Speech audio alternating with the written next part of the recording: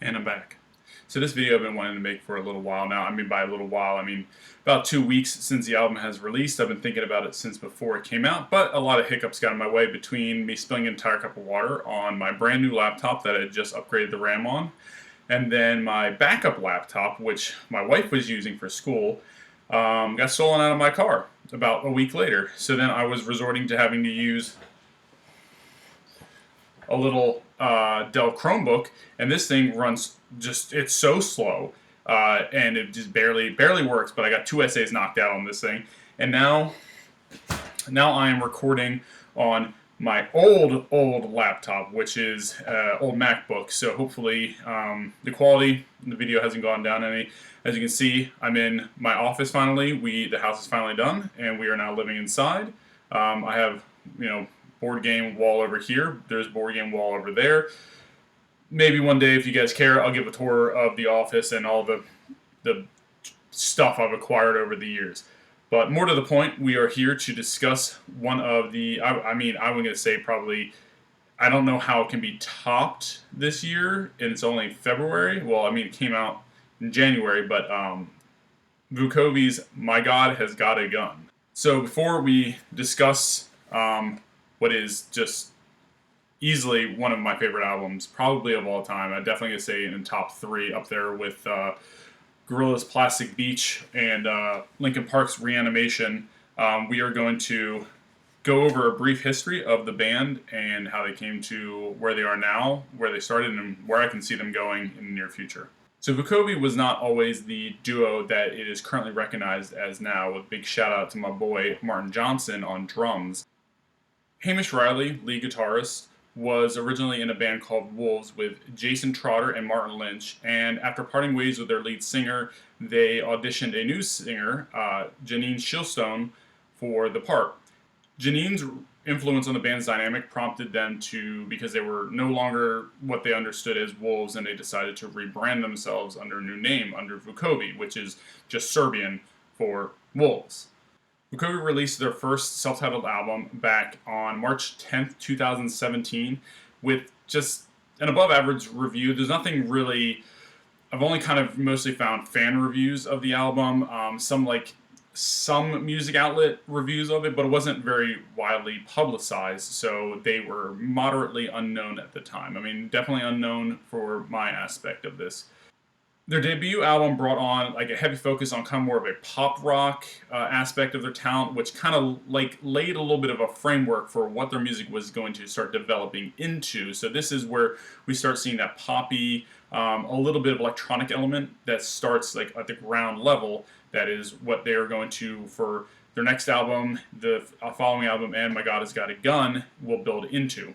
A few months after the release of the album, Jason Trotter and Colin Irving, they saw their way. They decided that they were going to leave the band and saw Exodus at that point. So now we're just left with the lineup traditionally as we know it today, which is Janine and Hamish. Of that album, there are notable songs that I particularly like on there would be La Di Da, Weirdo, and Animal, and I recommend going to check those out. The album is good. It's what I started in on their music as. It's one of those weird things where you backpedal. It's kind of like when you start playing Fallout 3 and you really understand the dynamic, and then you go back and play Fallout 1. You can appreciate Fallout 1 for what it is, but you were built up on a first-person shooter, kind of an RPG style play. But when you go back to straight RPG, it's very jarring, and it's good, but it's not what you were expecting, and it's not what you grew to love. Just before the world shut down, Fall Better was released on January 24th, 2020, and they started to take their musical tone from I'd say like a radio safe play music into a darker rabbit hole with tales of abuse and misfortune, things that like are going to do further build. So we already have the kind of like pop electronic, let's call it the earth at this point. Now we have the foundation of these themes are really becoming cemented into what they're going to be. I really should have put my phone on silent for this, but we're going to continue anyway. The tones here are like really gritty. They go from highs of like kind of like the music sounds optimistic, but the message is very, very dark and foreboding, and it gives you a sense of doom as you're listening to it. However, there is a underlying current of there, you can overcome this. This is not the end. You will move beyond these issues, which is excellent for, you don't want to hear about bad things and that it's not going to get better. These tell you that I've overcome these things, so essentially you can too. And this theme carries throughout the rest of their albums at this point. It is something that is one of the reasons why I absolutely love this band. I can listen to them all the time no matter what mood I'm in. It always makes me realize that no matter what I'm going through now, I'm going to come out on the other side just fine. This is the album that I actually first listened to on my last deployment before I got out of the Navy. I was listening to this all the time in the gym. But even though the next album had already come out since then, I was still playing this one on repeat, and I was hitting the gym in the Philippines, listening to this over and over and over again. And when I started listening at this point, it started kind of building that framework of what I was going to understand them to be. Like I said, with their self-titled album, it was kind of like a back pedal, and it felt weird. I liked going forward on this one. The album still didn't really meet much, review acclaim. It was very, it flew under the radar, for lack of better words, but it is still one of those albums that I look back on fondly, and I'm glad that this is where I was introduced on the band. Notable songs from this album would be Claudia, Violent Minds, Play With Me Cause I Can Take It, and the final track, Run Hide. Just, there's a weird way that it keeps breaking between the song and this like robotic voice. I don't know, it really gets me every time. I love it. I just took a pause and took a listen back of the audio, and it sounds not great, but we're going to continue anyway because we're doing the best with what we have, because I still have to buy new computers that'll actually work well.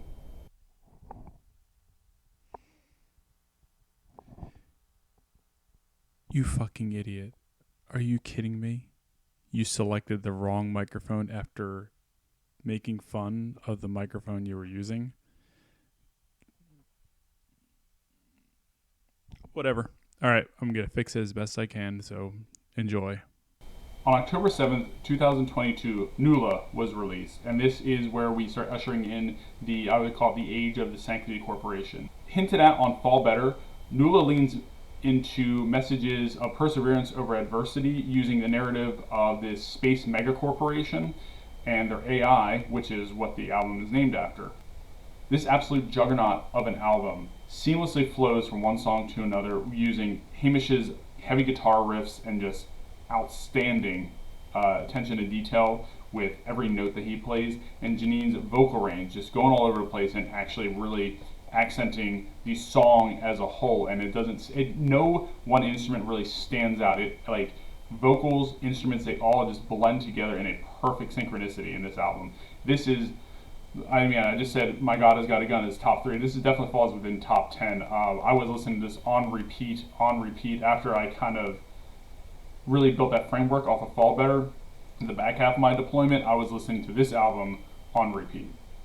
Joy, sorrow, anger, whatever emotion you're feeling, this is the album to listen to, because it will key in on that one and it will amplify it, but at the same time help you grasp what you're feeling right then. I don't know how to explain it other than it's kind of like a mood ring. It kind of really just depends on how you're feeling, and then the album will affect you that way. There's no one emotion that this album really keys in on, in my opinion. It goes all over the place. So I can't talk much more about this album because that's not what this video is about, but if you like this new style video that I'm doing of reviewing albums, just leave a comment below, and you can recommend an album to me, but I'm going to tell you right now, I'm very kind of stuck in my ways about music that I like to listen to. But if you like me doing music reviews, maybe on things that you haven't heard before, I can move towards that. I still have plenty of research for other historical videos and whatnot, and I'm dying to get into those. I'd say that there's no really notable songs on this album, because by notable, that means that one stands out above the others. And in my opinion, this one just, from start to finish, is just, I can't find one song that I don't truly like. Everything really just works off of itself. So in 2024, Vukovi was finally getting the international attention that they rightfully deserved, and was outstanding time for me because I didn't really have the money to be traveling overseas to go see them live, though I was highly jealous of the Nula album playthroughs that they were doing, like in big venues. I really would love to see that, but didn't really have the money at the time to go do that. They finally made their way to the USA, was doing an entire tour. I saw them twice, once in Atlanta and once at Sonic Temple in Ohio, a place that I swore I would never go, but got stranded there anyway. Got to go see the Mothman statue in Point Pleasant, West Virginia, because we missed our flight on the way back home, so we had to drive back, but that's besides the point. Right before they kicked off their tour, however, they did some recording down in Texas for what is arguably their best album to date. And on January 24th, 2025, after dropping I wrote 3, but I meant 4 singles back to back, starting off with Gung Ho back in September of 2024, we were gifted for more than we can ask for. So, I just got my LP the other day. I got the red and black marble, which 1 of 500, no big deal. Then again, missed the days back when it was like 1 of 50, which felt really special. But that was back when I was much more into record collecting. Anyway, so I got this album the other day. I was going to do a review a week after the album came out. This hadn't made it there. I was really behind on schoolwork, so I put it off. But here we are. I don't really have a stand for it. Let's try this.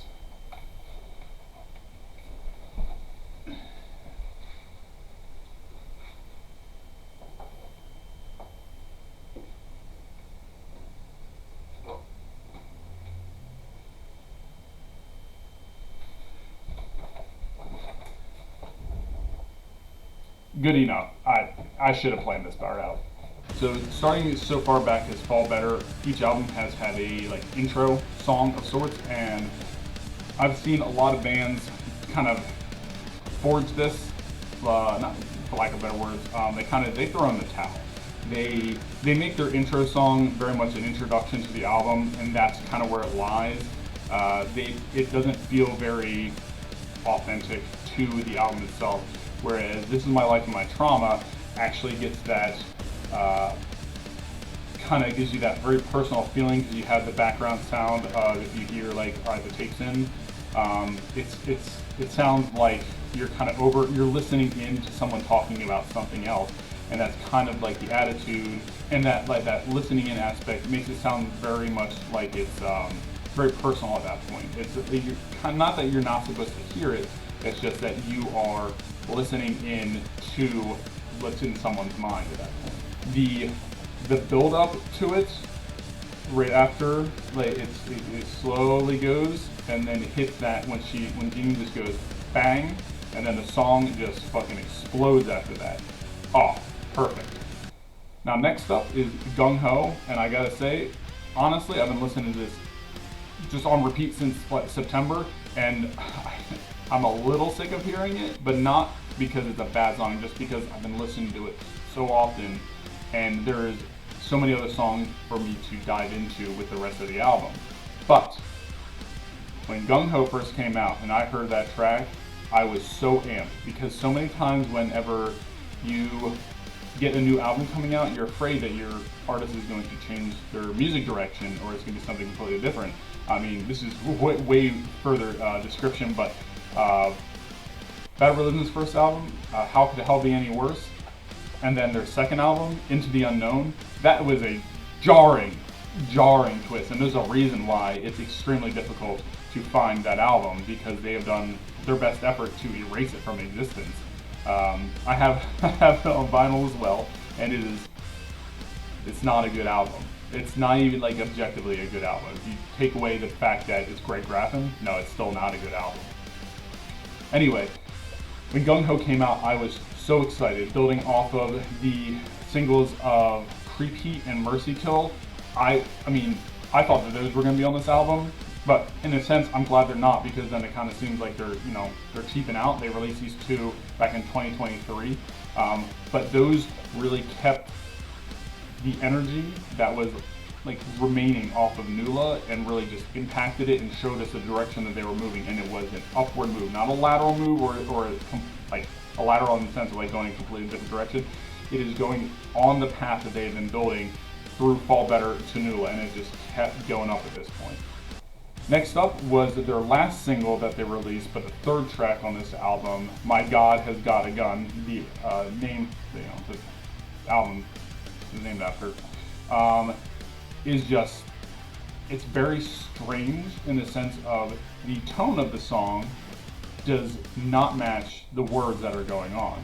The words of, this is what depression looks like, just, it doesn't sound like those are the words that should be going on, and it kind of really hits home with me, because when I was going through like my first depressive episode, because I always thought that depression was a much more of a like, I'm sad all the time, and like, you know, it was always an outward facing thing. But when I started going through my depressive episodes, I had to keep on a happy face. I had to make sure that everyone knew that I was fine, because that's just, I had to keep working. And so no one was really suspicious that I was going through stuff. And then you get this song, you know, that really just explained everything that was going on for me. And just the tone is, again, it's much more upbeat, it's much more playful, versus like some of the darker songs that happen throughout this album. Other like lyrics in the song that really just, they like are worth pointing out. I mean, I say worth pointing out, like other ones aren't, but the veil I wear is all a lie is kind of ties into that whole thing, where it's like you got to put on a mask to show people like everything's okay, but deep down like everything sucks, and it's hard to try to balance what you want to tell people as well as what is necessary, because the whole concept behind My God Has Got a Gun and He Works Me to the Bone, essentially like I can't stop existing to be sad, but it is taking every ounce of energy out of me to keep doing that. Like, it's essentially being like you're having a gun held to your head that you need to get done what is necessary to get done, but it is taking every ounce of energy, even the simplest things like driving to work. Just it's like you're carrying like 100-pound bags of cement. Like it doesn't feel good. It sucks, and you want to stop as much as you try, but you know you have to keep moving, and it hurts. So Fall and Beyond, I feel, is much a it's, you know, giving a nod back to Fall Better. I mean, it's in the title itself, and this song references again the struggles of going through depression and not wanting to do it because everyone else wants you to do it. You want to stop, but you have to keep going, even though other people are telling you to keep going. It's like it's painful. It's hard. It's too heavy to go, but it's still encouraging you to keep moving on for yourself. It doesn't matter where you're going, just keep going and don't stop doing that. Lines like "I get a sinking feeling when you push me higher" is that big thing. Is like everyone's encouraging you, but you feel like things are only going to keep getting worse because you're prepared for the worst to come. And when everyone's encouraging you, you feel like you're setting yourself up for failure with all these expectations that things will get better. When in your heart you feel that everything isn't going to be better, but in your mind you're telling yourself it will get better. I just have to keep pushing through, but it's a constant battle between the two. I've tried to explain this to myself multiple times, and I'm going to keep getting lost on it, and I'm probably going to sound like an idiot if I try to speak on it at this point. The second half of the song has a lot more sexual undertones on it, and I don't really want to like dive into it and sound weird, wrong, and obtuse. So if I were you, I'd just recommend listening to it. It's one of those things where you have to really listen to the words to understand what I'm talking about, versus some songs that are just overt about like sexual acts and whatnot. This is much more of a it more alludes to it, and it's much more, I don't know. Like I said, I don't want to go too far into it because I'm probably gonna be wrong, and and everyone loves that. The backing vocals of the "Sit Back, Hold Tight," oh man, just absolute like perfect accent to the song. I don't know why. It's just that occasional addition of these monotone vocals in these songs after like how eloquent and beautiful they are, especially with their backing tracks, are just, it disrupts it in a way that really helps accent everything else without detracting from it at the same time. Again, another persistent theme of your mind constantly being at war with itself of everything sucks, it's not going to get better, but you know, because of how many things you have overcome, it will get better.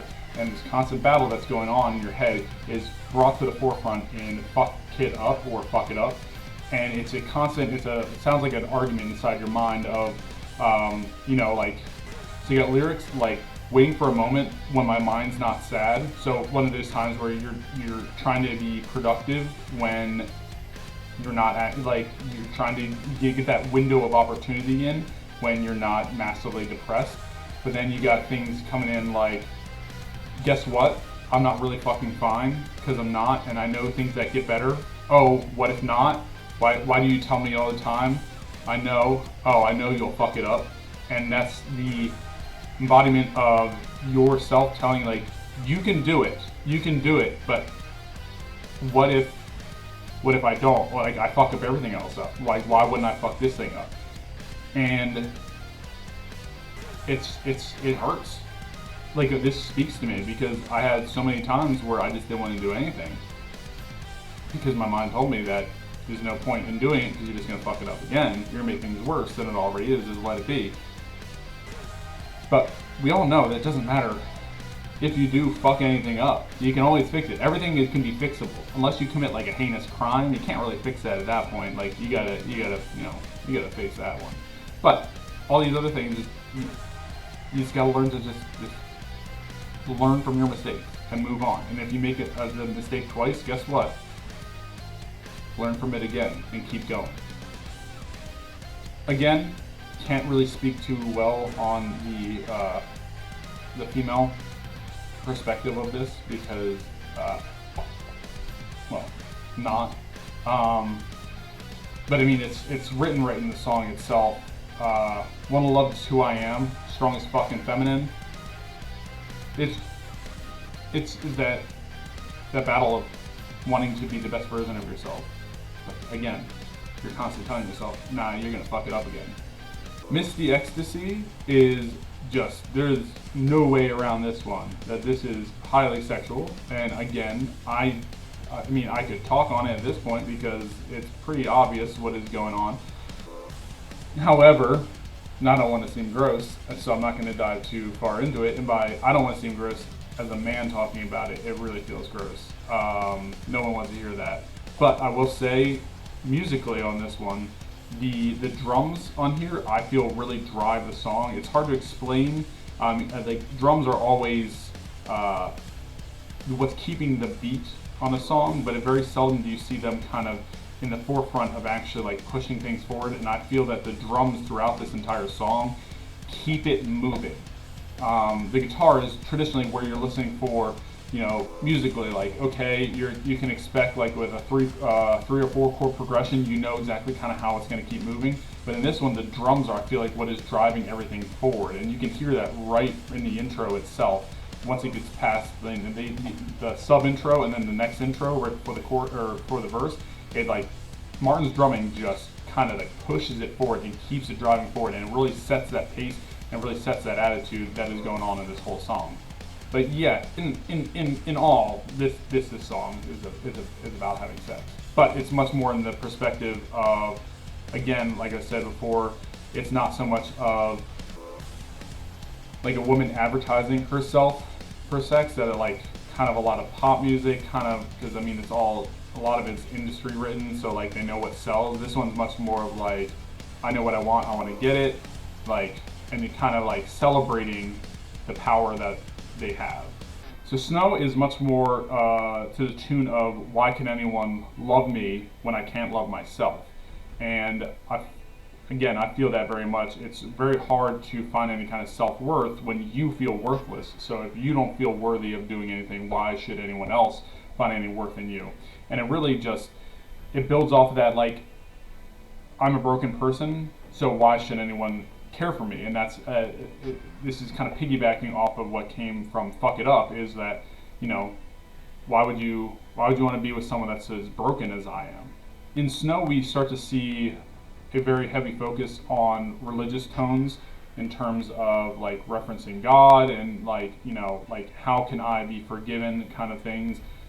I don't know the full extent of the religious implication that is going on here. That would be a better question that we could ask the band themselves. But there is definitely heavy focus on religion with relation to all these, because in Christianity it's believed that kind of like being depressed isn't a good thing, and you should rely on the power of Jesus to absolve you of all these things. But it's never that easy. There is something chemically wrong with my brain. That's why I get depressed. So I feel that there is probably a overarching theme of people telling her that Jesus will save you from this affliction, and that's not the case. It's not always the case. This song, though, the breakdown, midway through the song, is so good. It's so good. I the first couple times I described it to friends when I was advertising the song at them. I'm like, it has very much a Sleep Token vibe, where it's slow and heavy, and I don't know, just I'm probably play a clip, if not because it'll just get the video taken out. But again, if you haven't listened to this album yet, I don't know why you're watching a review of it. You should go listen to it for yourself. So next up is the song Cowboy.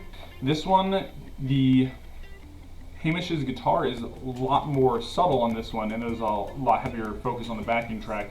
And the strings and the horns that you can hear in the background, really, they build that crescendo throughout the entire song, that really every time you go to a chorus, it just kind of drops off.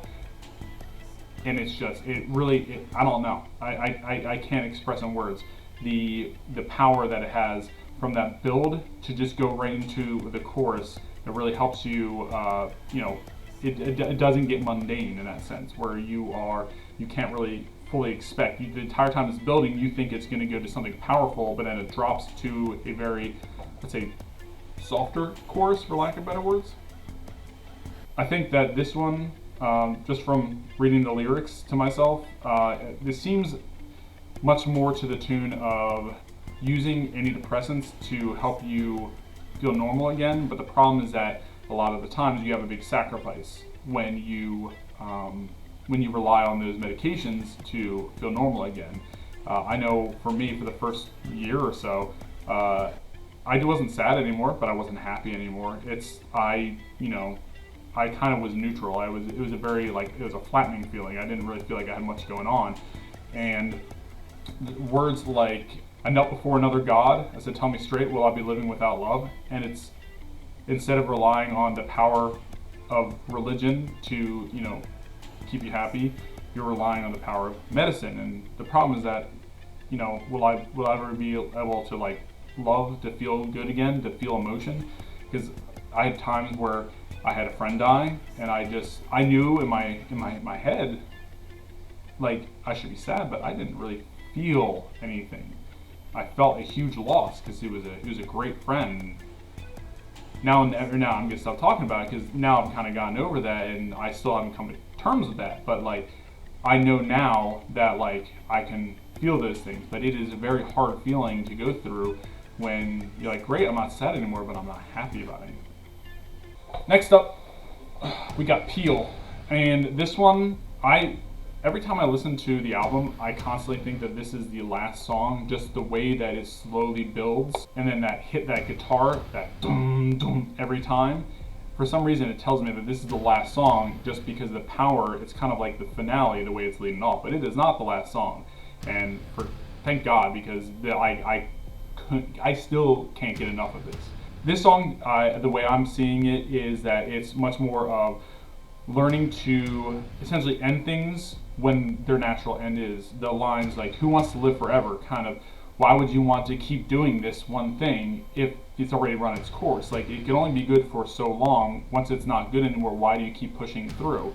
I'm on your leash, let go, but you don't want to stop. So to that, it sounds like it's much more of a relationship where one person doesn't want it to end. They just don't want it to end, but they keep persisting even though it's already run its course. So why would you keep pushing it on if it's only one person?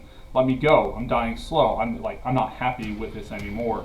Let me move on, because I don't think that this is going to work out. the screams that are thrown into the background of it, they give me chills each time. And it's just the way that it goes, the scream just right into the chorus is just, the mixing on this song is so good. The backing tracks are so good. Normally I find it a little cheesy to put too much backing tracks in, but knowing the way that they are using all this to not replace but to accent the music that is going on is phenomenal, because I've seen them live twice, and without the backing tracks, amazing, outstanding performance. They don't need the backing tracks, but when you have it on the album, it really just is like a little extra something. You don't really need cheese on a cheeseburger for it to be good. You can just have a regular burger and still have the same toppings, but when you throw out cheese on it, it really does a good trick. But it's still a good cheeseburger, or a good burger, well-cooked burger. It's still good even without it. Next up, before the end, we have Kitty. This one is much more leaning toward the opposite side of the relationship, where it's, you have someone that is plaguing your mind almost to an obsession, where they are there, but they are not yours. You want to have them be yours, but they, I guess, are on the fence. You got words, you got lines going on in here. What are you waiting for? Let's ignite, because my heart is all for you. My mortal garden has got a phantom. It likes to piss on my blood red bed of roses. So it's one of those, someone is haunting your mind, and it's kind of like ruining your train of thought, because all you can do is think of them.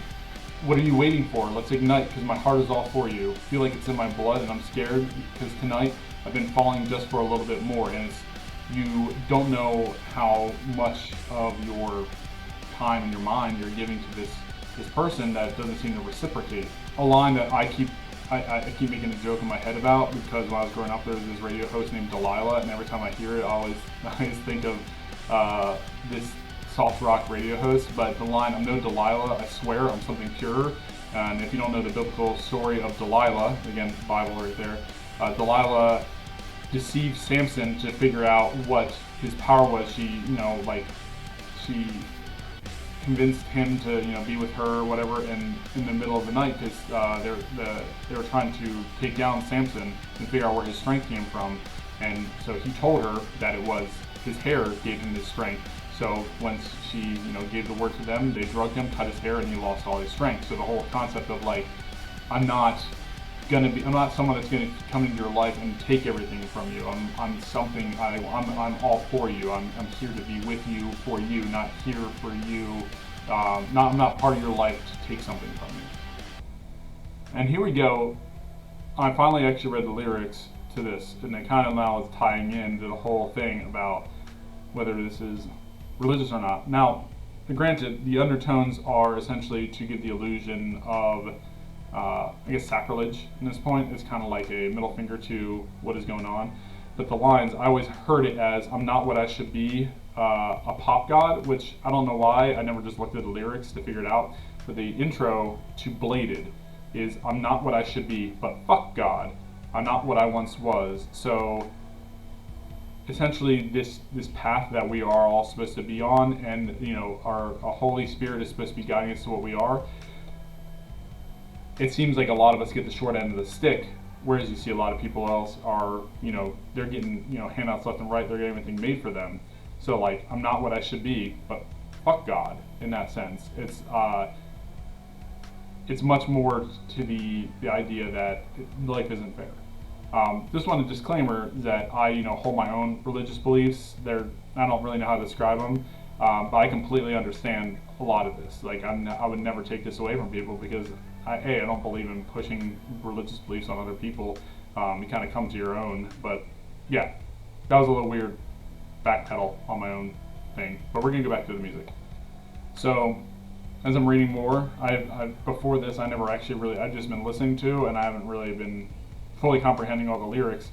So this is much more of the attitude, kind of like Sorrow by Bad Religion, where it kind of sings the song of Job, a very devout Christian who, well, he wasn't a Christian, he was a very devout religious man who gave all he had to God, and God played a game with the devil to say, "Oh, well, you could take everything from this man and he will still be faithful to me." And that is how it went. the devil destroyed this man's life, but he still remained faithful to God. And the song "Sorrow" is kind of to the tune of like, like why are you doing this to me? Like if you love us all, why are you doing this to me? And this song kind of leans on the aspect of like I was led to believe that there was an all-loving God who loves me just the same as everyone else, and everything is going to be okay. So you're going to take all my mental sanity, you're going to take all that I have, all the things that I'm going to rely on, and you're just going to just leave me to fend for myself to make me stronger. I follow you wherever you go. I follow you forever, anywhere you go. So why was I not good enough? And that's that I feel that. I feel that it sucks. I mean, because now we have to talk religion on this one. I feel that we have the God that, as I understand it, is very much he set the game in motion. He just let it go, and he's just watching from up there and just let us make our own choices, which is comforting in the sense that nothing is acting from the outside on me, but at the same time, it's very nihilistic in the sense of there's nothing that I can do to change my present Well, the only thing that can change my present circumstances are me. There's no outside entity doing that. No one's looking out for me. So it's a hard thing to live with, but it's what I've come to peace with.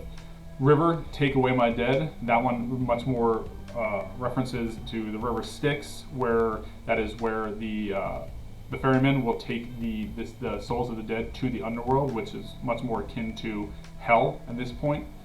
So she'd rather, essentially this would be like, all right, just take me to hell because you're not coming for me. The ending, I don't know if it's a chorus, verse, it's definitely like bridge. I don't know what you would really define it as, where it just keeps going further between push me and pull me, daddy. I know what you like. Someday you're gonna kill somebody. Maybe this is me one last time.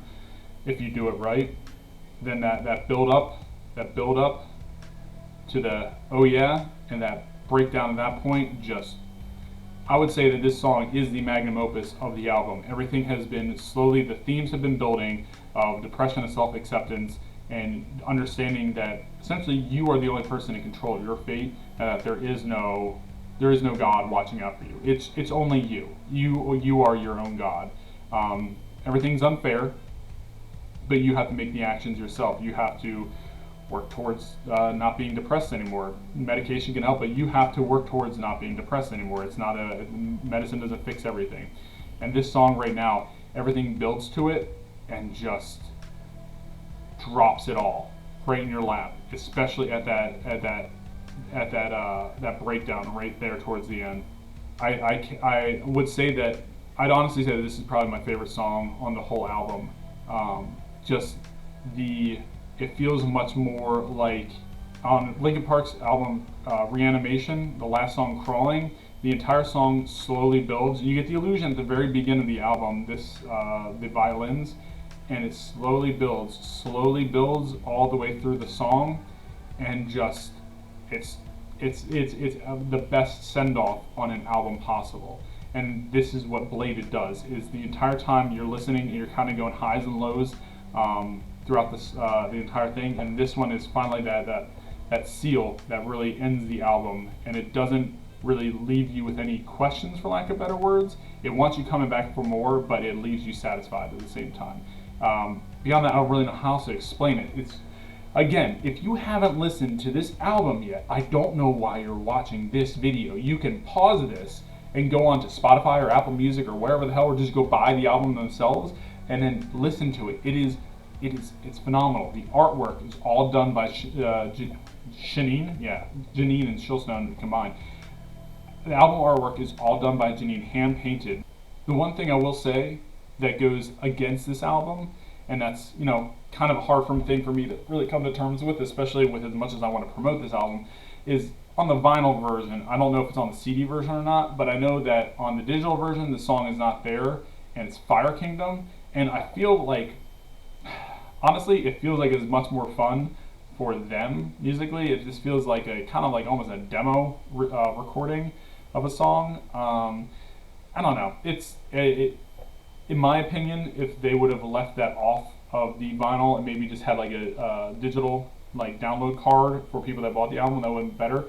But in terms of it being on the album itself, it just kind of detracts after everything, especially like I said, with how Bladed really just kind of put everything together that the whole album had built, and then like I felt like that was it. That's perfect. It's over. And then Fire Kingdom came on, and it just kind of detracted from it. But if you listen to it digitally, don't worry about it. You won't have to hear it because I have not seen it digitally anywhere as of right now. So with all that being said, I cannot like.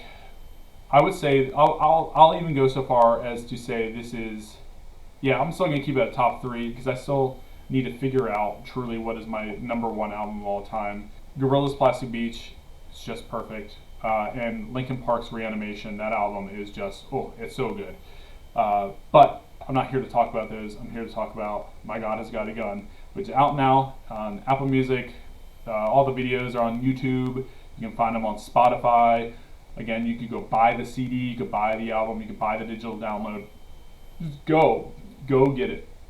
And you're not going to be disappointed. And if you are disappointed, come back here and tell me in the comments how I'm wrong.